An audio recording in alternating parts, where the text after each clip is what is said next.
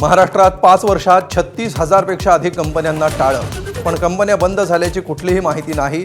खुद्द उद्योग मंत्री उदय सामंतांची धक्कादायक कबुली, तर कुठे गेले स्टार्टअप, काँग्रेसचा हल्लाबोल।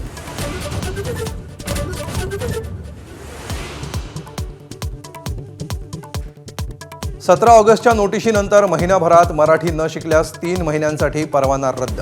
मुंबईतल्या रिक्षा टॅक्सी चालकांसाठी परिवहन विभागाचा अल्टिमेटम।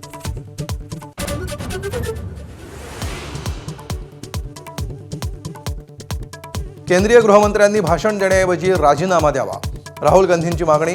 शहांनी चर्चा करण्याची तयारी दाखवल्यानंतरही कोंडी कायम, तर शहा काँग्रेसचा काळा चिठ्ठा मांडतील अशी विरोधकांना भीती।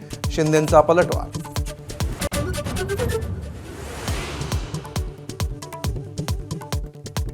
निवडणूक आयोगाने आधीच निकाल ठरवला, मग तर्क फिरवला। शिवसेनेच्या सुनावणीत कपिल सिब्बलांचा मोठा आरोप।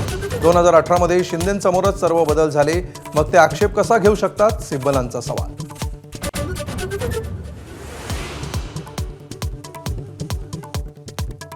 उद्धव ठाकरेंना मुख्यमंत्री पदापासून रोखण्यासाठी संजय राऊतांनी बैठक घेतली। नरेश म्हस्केंचा खळबळजनक दावा, तर शिंदेंच्या सर्वाधिक तक्रारी म्हस्केंनीच केल्याची पत्र, राऊतांनी डागली तोफ।